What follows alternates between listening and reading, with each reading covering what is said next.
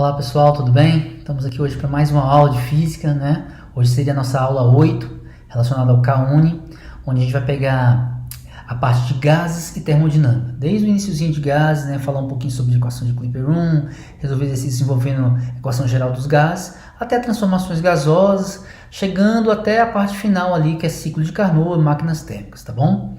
Então a gente vai resolver alguns exercícios, envolve aí PAS, envolve exercícios aí de algumas universidades, tá certo? Para fechar todo esse assunto com vocês e fazer uma revisãozinha bacana, tudo bem? Vamos lá então, vamos começar. Bom, então vamos lá começar a nossa aula de hoje, né? O primeiro exercício é um exercício aí da Unicamp, que diz o seguinte, que uma máquina térmica industrial utiliza um gás ideal cujo ciclo de trabalho é mostrado na figura, né? Então você tem um gráfico aí e ele te dá o ciclo de uma máquina ideal. A temperatura no ponto A é de 400 Kelvin, utilizando 1 atm igual a 10 à quinta newtons por metro quadrado. Responda os itens A e B.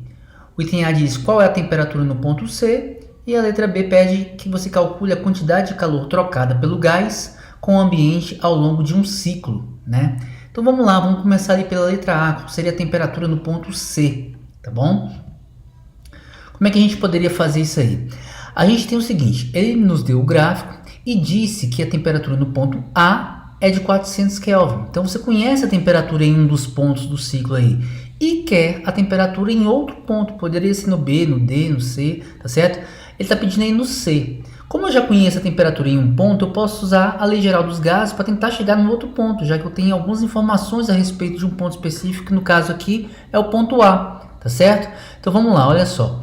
Ele nos deu o ponto A e quer o ponto C, ok? Então a gente vem aqui e faz o seguinte, vamos comparar o ponto A com o ponto C usando a lei geral dos gases. Pivot Pivotó, né? O PA, VA, TA é igual a PB, PC, VC e TC, tá certo?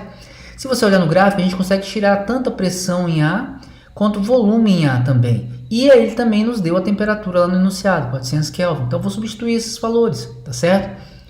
Então substituindo os valores, a gente tem aí, ó, que o PA vale 1, né? É 1 atm.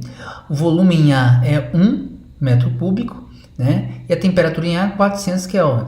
E no ponto C seria 1,5 e 2 para a pressão e para o volume, né? Então quando a gente fizer essas multiplicações aí no numerador das duas, ficaria 1 sobre 400, 3 sobre TC. Se a gente multiplicar cruzado, né, o TC vai ser 3 vezes 400, o que daria 1.200 Kelvin, essa temperatura no ponto C. Tudo bem? Foi nos perguntado. Vamos ver a segunda coisa que ele pergunta para a gente. Calcular a quantidade de calor trocada pelo gás com o ambiente ao longo de um ciclo. Então ele está perguntando o seguinte, para fazer esse ciclo aí, o gás recebe ou perde calor, né? Quanto de calor ele perdeu ou quanto de calor ele recebeu? Qual a quantidade de calor trocada com o ambiente para você conseguir fazer esse ciclo? Aqui vai algumas explicações rapidinhas. Olha só, o ciclo aí está no sentido horário. Toda vez que o ciclo estiver no sentido horário, que você tem é uma máquina térmica, algo que converte calor em trabalho, né? Então aí a quantidade de calor, na verdade, é positiva, porque o trabalho vai ser positivo também, tá certo? Então o gás está recebendo o calor do ambiente para poder produzir, gerar trabalho, tá bom? Mas vamos lá, vamos tentar fazer saber quanto que é de calor que a gente vai trocar aí. Então como é que a gente faz isso? Você pega aí a nossa primeira lei da termodinâmica, né? Delta U é igual a Q menos o trabalho, e vão aplicar ela para o ciclo inteiro. Então como eu quero no ciclo todo, eu ponho delta U do ciclo é igual a delta ao Q do ciclo, né? Menos o trabalho no ciclo, tá certo? E aí como é um ciclo, você sai do ponto A, vai para o D, vai para o C, vai para o B e volta para o A. Então a temperatura inicial era a temperatura em A e a temperatura final também em A. Então a temperatura aí permaneceu a mesma, né? Então ao longo do ciclo completo não tem variação na temperatura. Se não tem variação de temperatura no ciclo inteiro, né? E a energia interna do gás, ela depende principalmente da variação da temperatura, né? O delta U aí é 3 meios de NR delta T. Se não tem delta T, delta U também é zero, ou seja, não varia a energia interna do gás. Então, não variando, eu vou colocar isso, vou chamar isso de zero na nossa equação lá em cima. Então fica zero é igual a Q do ciclo menos o trabalho do ciclo. Ou seja, passa o trabalho para o outro lado, você vai ver que todo o calor trocado no ciclo é igual ao próprio trabalho realizado nesse ciclo. E como é que a gente calcula o trabalho num ciclo, né, gente? Se você tiver um gráfico da pressão pelo volume numa transformação cíclica, o trabalho é a área interna da figura. Então nessa figura aí, ó, seria a área desse retângulo, né? Como é que a gente calcula a área de um retângulo, né? Seria a base vezes a altura. A base desse retângulo aí é 2 menos 1, que é 1, né? E a altura seria 1,5 menos 1, que é meio, tá certo? E aí quando você faz essa continha aí, ficaria meio ATM vezes metro cúbico, que são as unidades que você está tendo aí no eixo, ou nos eixos, né? E isso não é joule, tá, gente? Tem que ficar esperto. Para ser joule, tem que ser Newton por metro quadrado a pressão e volume metro cúbico. Aí está sendo ATM vezes metro cúbico, que é uma unidade, mas não é o joule. Então a gente tem que mudar, passar esse ATM aí para Newton por metro quadrado, né? Ou Pascal, como a gente chama. E aí ele deu lá em cima, ó, utilizando que 1 ATM é 10 a quinta newtons por metro quadrado. Então eu vou trocar esse ATM aí, no finalzinho do nosso exercício, por 10 a quinta newtons por metro quadrado, que aí sai o joule bonitinho, tá certo? Então ficaria assim, ó, 0,5 vezes 10 a quinta newtons por metro quadrado vezes o metro cúbico que já tinha. Então metro cúbico vai cortar com metro quadrado, fica newton vezes metro. Isso é o joule, né? E a gente passa um dos zeros aí do 10 a quinta para multiplicar lá na frente, ficaria 5 vezes 10 a quarta joules. Esse foi o trabalho trocado durante todo o ciclo, né? Positivo, né? Então, na verdade, a máquina está recebendo calor para realizar trabalho. Tudo bem?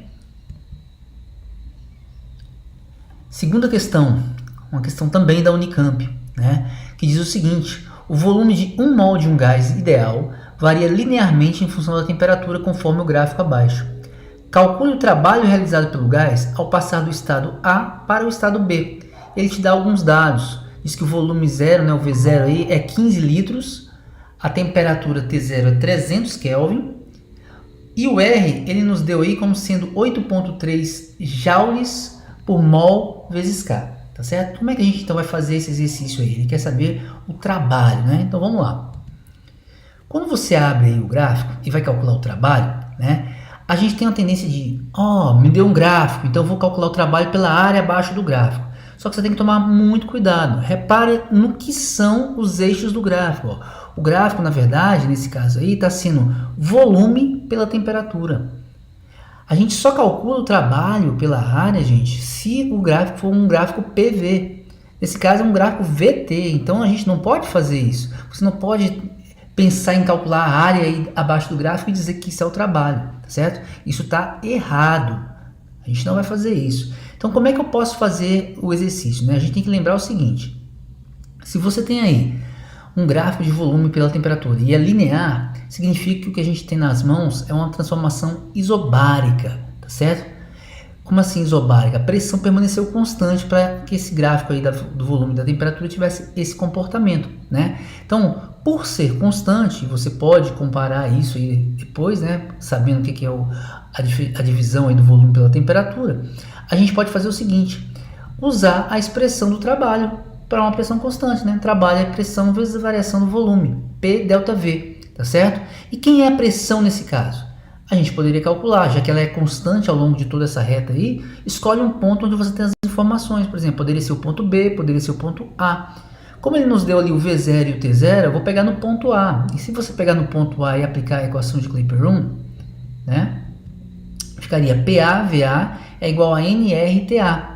Lembre que o que a gente quer é achar que pressão é essa. Então eu tenho que ter o volume, o N, o R e o TA. E isso tudo a gente tem, tá certo? Então eu vou substituir esses valores, ó. Quem é o N? É 1. Por que 1? Porque ele falou lá atrás que a gente tem 1 mol de um gás ideal, tá certo? O R que ele nos deu foi 8,3 joules por mol vezes Kelvin. A temperatura, né, no ponto A, que é o que a gente está pegando aí, 300 Kelvin, foi dado. E o volume, 15 litros. Eu já estou passando de litros para metros cúbicos, tá, gente? Então seria 15 vezes 10 a menos 3 metros cúbicos. E aí a gente ficaria com aquelas unidades ali, ó. Mol, joule e Kelvin em cima, né? Porque seria 1 mol, 8,3 joules por mol vezes K, né? E a temperatura que era 300 Kelvin. Então a gente vai poder cortar os Ks, que são as temperaturas, cortar os mols. Ficaria joule por metro cúbico como resposta para a nossa pressão, tá certo? Só que joule por metro cúbico é newton vezes metro, que é o joule, né? Por metro cúbico, ou newton por metro quadrado, tá certo? É uma coisa que a gente gosta de fazer. O nosso exercício para sair joule lá no final do trabalho tem que estar a pressão em newtons por metro quadrado, como a gente conseguiu chegar aqui, 1,66 vezes 10 a quinta newtons por metro quadrado, fazendo a continha, ok? Temos a pressão. A gente precisa agora da variação do volume. Qual a variação do volume? É o volume final menos o inicial. Então, VB menos VA.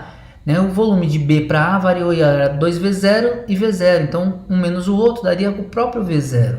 Então, quando a gente substituir a pressão que a gente achou, 1,66 vezes 10 a quinta, vezes o volume, que é de 15 litros, né? 1V0. 15 vezes 10 a menos 3 metros cúbicos. A gente teria ali 24,9 vezes 10 ao quadrado, newtons vezes metro quadrado vezes metro cúbico, né? Ou simplesmente newton vezes metro, que é o joule que a gente espera. Então, 2,5 aproximadamente, né?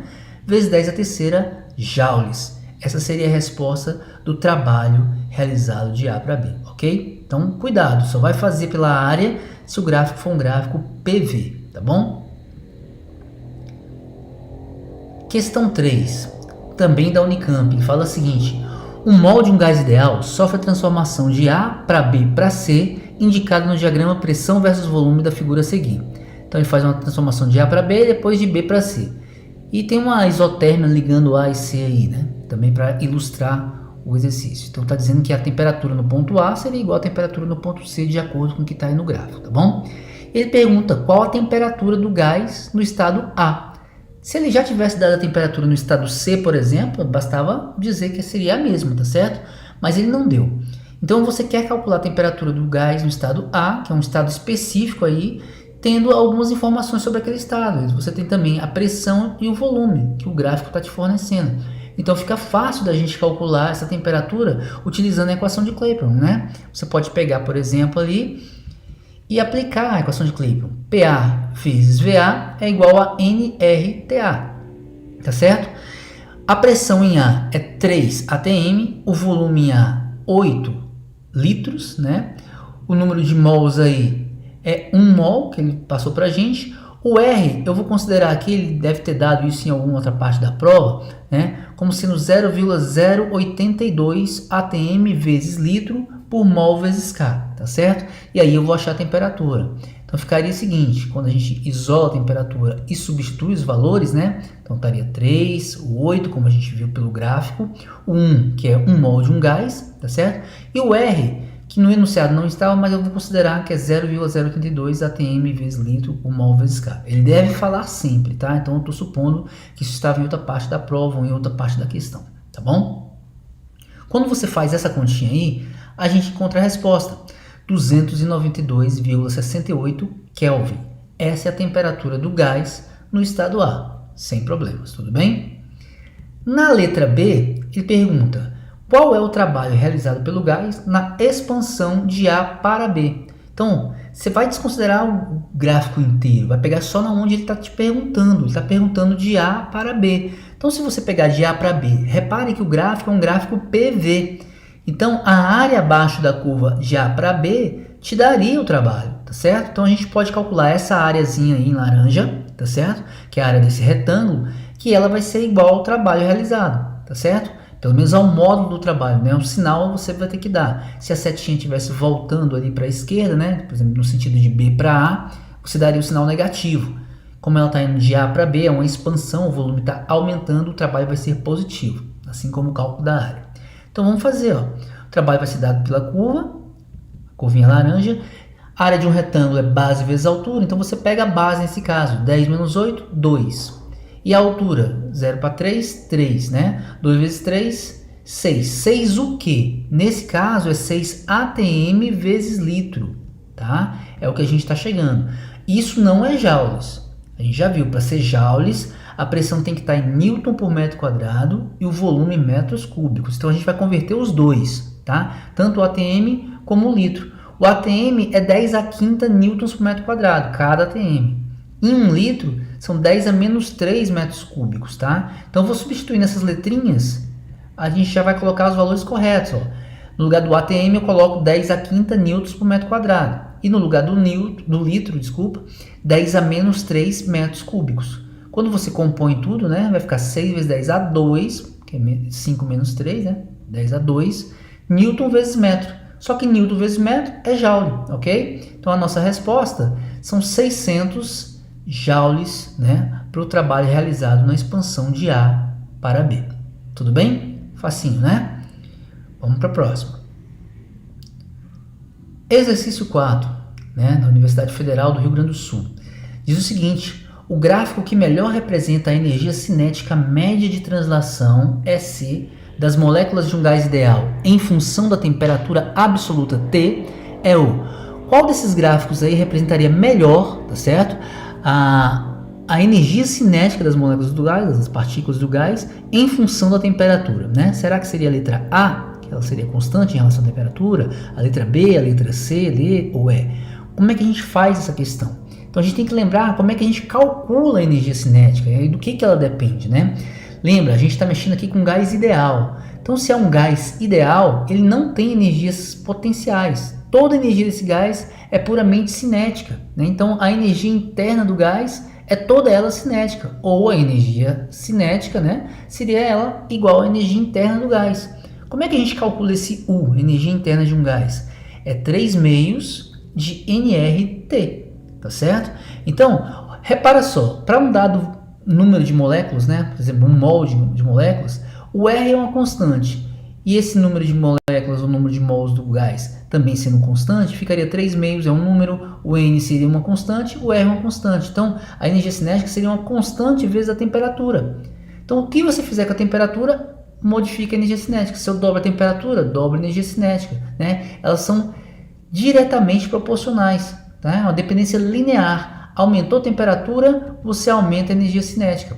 E aí, o gráfico de uma coisa desse jeito, uma dependência linear, né, é exatamente uma reta assim, ó, deitadinha, tá certo? Onde você dobra uma, a outra também dobra, triplica uma, a outra também triplica. Então a resposta do nosso exercício seria aí, por comparação direta, né, a letra B de bola, tá certo? Vamos para a próxima. Universidade Federal de Rio de Janeiro. Ele fala o seguinte: um sistema termodinâmico realiza o ciclo ABCDA, conforme é mostrado no diagrama pressão versus volume da figura. Então, ele te dá um gráfico da pressão pelo volume. Sempre que te dá um gráfico PV, saiba que você pode calcular trabalho, por exemplo, pela área abaixo da curva, tá certo? E aí é exatamente o que ele pede. Embora seja um ciclo, ele pede: calcule o trabalho realizado pelo sistema no ciclo inteiro, ABCDA. Tá certo? E depois calcular o saldo final de calor recebido pelo sistema no ciclo ABCDA.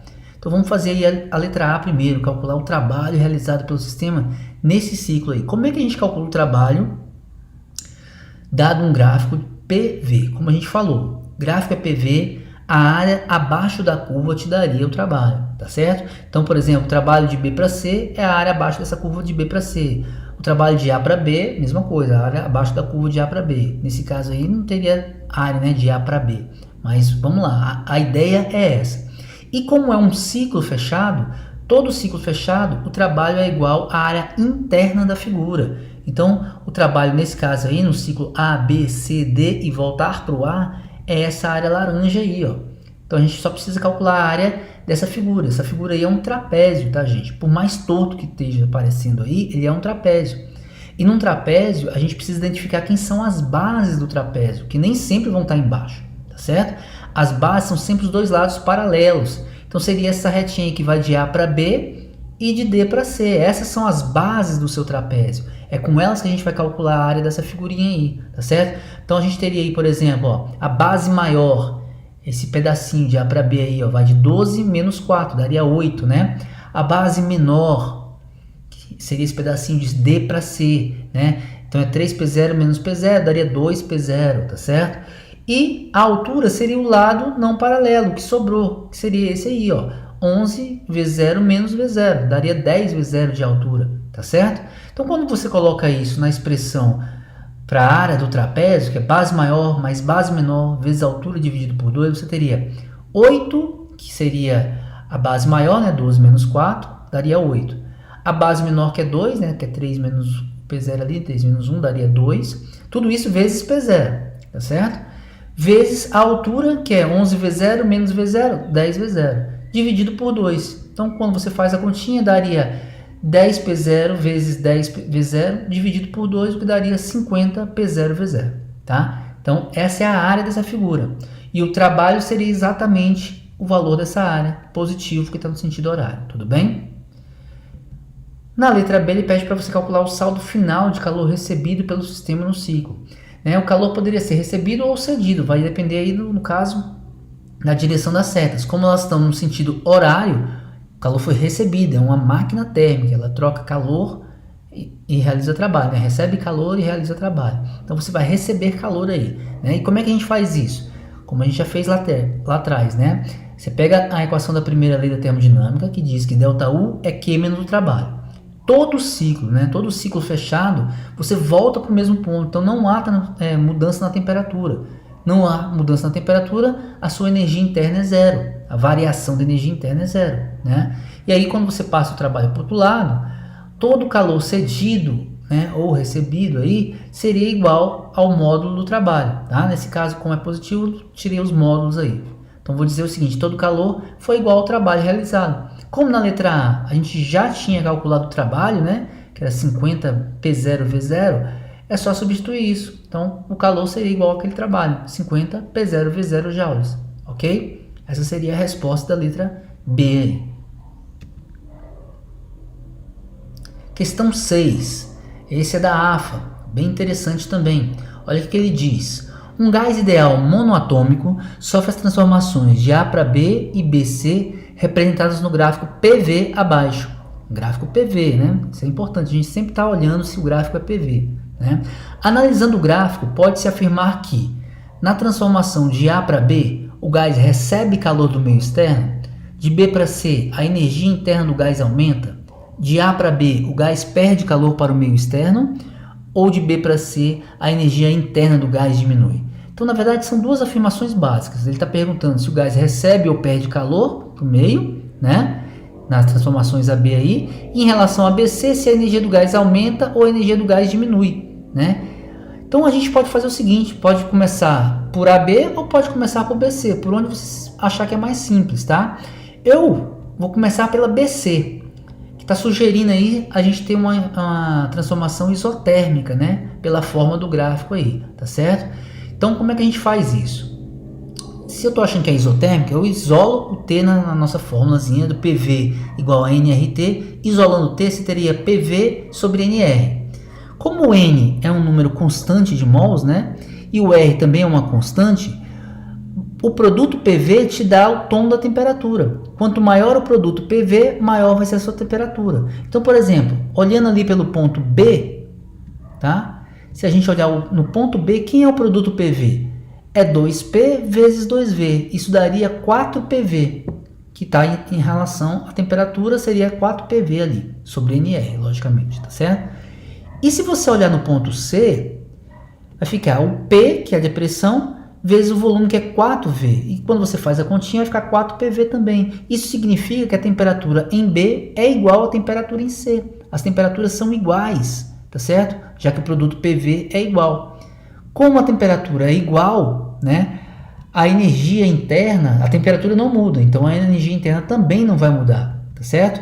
Porque ela depende da temperatura. A energia interna é 3 meios de nRT. Então, se a temperatura não mudou de B para C, a energia interna também não mudou. Então, ΔU é zero, ok? Então, a energia interna permanece constante. Já é uma coisa que a gente definiu. Então, de B para C, a energia interna nem aumenta nem diminui, como estava anunciado. Ela permanece constante, ok? E aí, a gente vai pular para a parte do A e B, O que acontece de A para B? A gente pode fazer o mesmo tipo de análise, Ver se a temperatura de A para B aumenta ou diminui, e aí a gente saber se você recebeu ou perdeu calor, tá certo? Então, por exemplo, se você pegar ali de A para B, no ponto A, tá certo? Você vai ver que o produto PV é só PV mesmo no ponto A. E no ponto B é 2P vezes 2V, daria 4PV. Então, como o produto PV em B é 4PV e em A é só PV, a gente diz que de A para B ele aumentou. Então, a temperatura aumentou. Se a temperatura aumenta, o ΔU, que é a energia do gás, também aumenta. Então, se a ΔU aumentou, é porque a ΔU é positiva. Então, quando você coloca isso na sua equação ali da primeira lei da termodinâmica, ΔU é igual a Q menos o trabalho, e isola o calor, isola o Q Por que eu estou isolando o Q? Porque ele está perguntando se o gás recebe ou perde calor, tá certo? Quando você deixar o Q sozinho, você vai ver que o Q é ΔU mais o trabalho. Então vamos lá. O ΔU a gente sabe que é positivo, porque a energia interna aumentou. Então vai ser um número positivo ali. E o trabalho? De A para B, a gente tem também um trabalho positivo. Por quê? Porque o volume aumenta. É uma expansão. Então, essa continha que você fizesse, seja lá qual for o valor dela, ΔU mais o trabalho, daria um número positivo. Ou seja, o Q aumenta. Então, você recebe calor, né? Se o gás recebe calor e a energia interna permanece constante, a resposta do nosso exercício aí seria a letra A, onde em AB o gás recebe calor do meio externo, ok? Essa seria a resposta da nossa questão 6. Questão 7, essa é do PAS de 2004, ela te dá um ciclo de Carnot, né? E o gráfico é meio, parece ser difícil de entender e tal, mas as questões em geral são bem tranquilas. Ele fala assim, ó, em diversos processos naturais, há produção de lixo. O rendimento máximo de um desses processos pode ser quantificado, utilizando o denominado ciclo de Carnot. A figura acima representa o ciclo de Carnot, estados A, B, C e D, realizado por um gás ideal que sofre transformações em uma máquina térmica equipada com uma fonte quente e uma fonte fria. Considere que o trabalho útil fornecido pela máquina em cada ciclo, ou seja, depois que você fizer todo o ciclo aí, seja igual a 500 joules e que ela opere entre as temperaturas de 77 e 27 graus Celsius. São as temperaturas da fonte quente e fonte fria, tá certo? Com base nas informações acima, julgue os itens a seguir, relativos ao processo descrito. Então, ele te dá 5 itens aí, quer que você fale se eles são certos ou errados, né? Verdadeiro ou falso e tal. O item 1 pergunta, do estado A para o estado B, o gás sofre uma expansão isotérmica, logo recebe calor da fonte quente e realiza trabalho.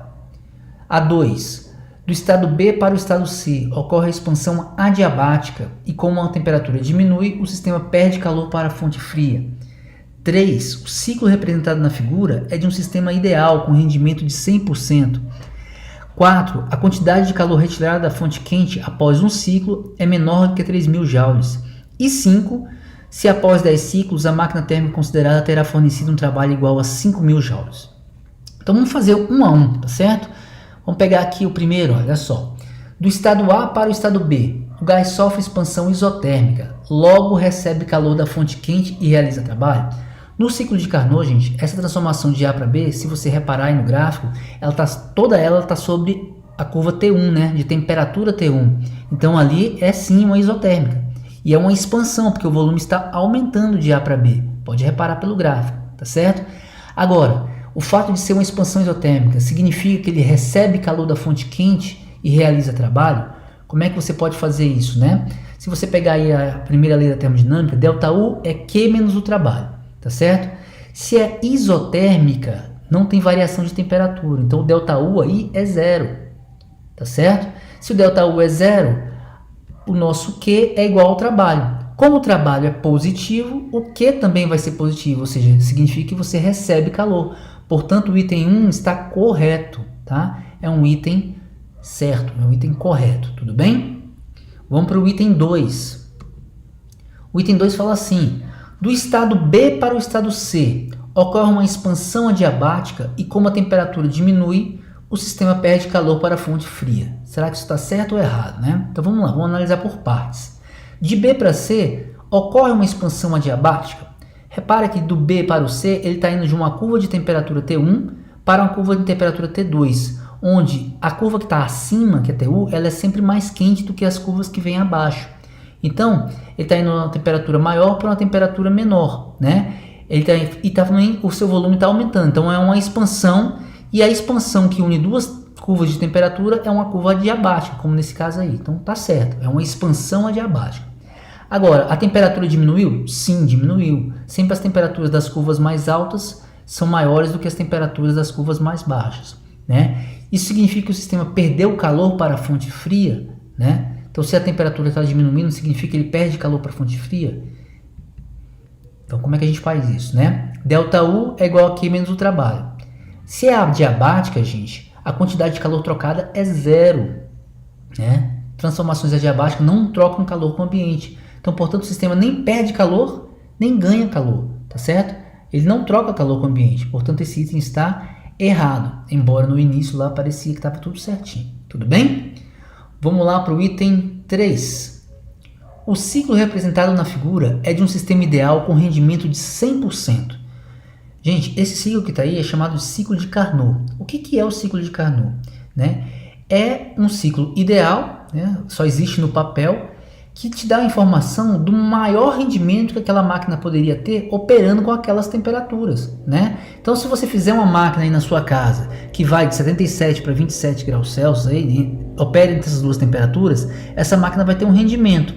E o máximo rendimento que ela poderia ter, né, o maior rendimento possível para ela, seria aquele que a máquina de Carnot desse, se ela fosse uma máquina de Carnot, tá? Isso não significa que teria um rendimento de 100%. Nem mesmo a máquina de Carnot tem um rendimento de 100%. Isso é impossível segundo as leis da física, tá certo? Então, o ciclo representado assim é de um sistema ideal? Sim. Porém, o rendimento não é 100%. É o rendimento máximo para aquelas temperaturas, tudo bem? Então, isso aí estaria errado. Item 4.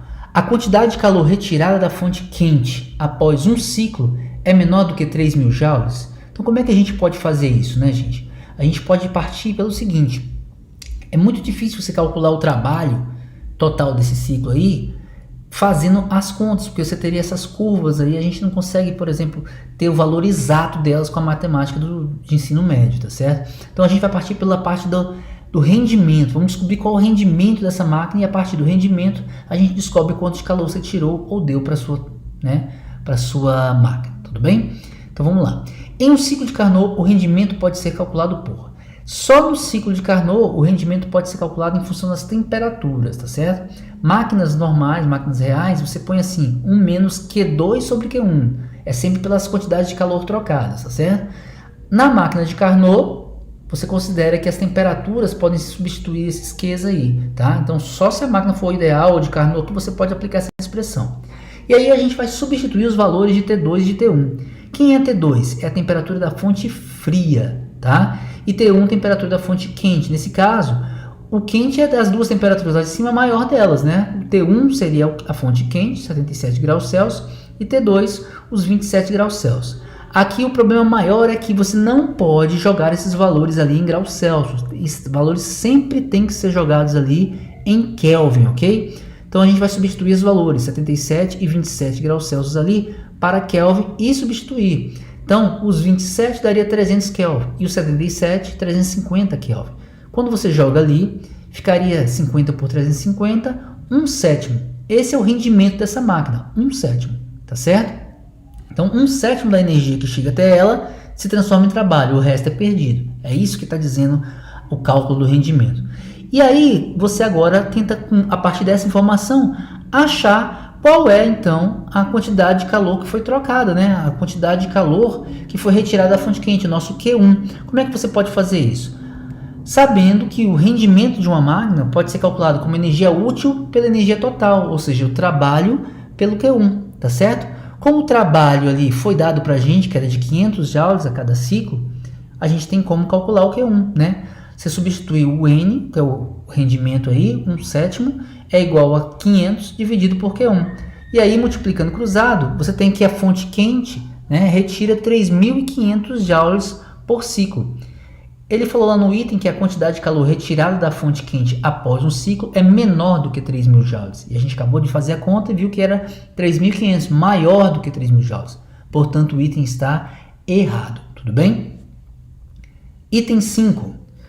Após 10 ciclos, a máquina térmica considerada terá fornecido um trabalho igual a 5.000 joules?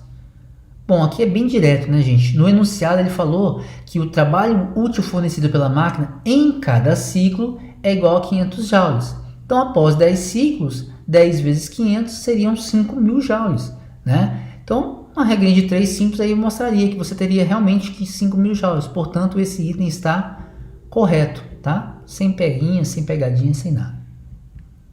Dessa maneira, gente, a nossa questão ficaria assim, ó. Os itens corretos seriam só o item 1 e o 5. O item 2, o 3 e o 4 seriam itens errados. Tudo bem? Esse seria o gabarito do nosso exercício 7. E a gente termina nossa aulinha por aqui, ok? Até a próxima. Um abraço.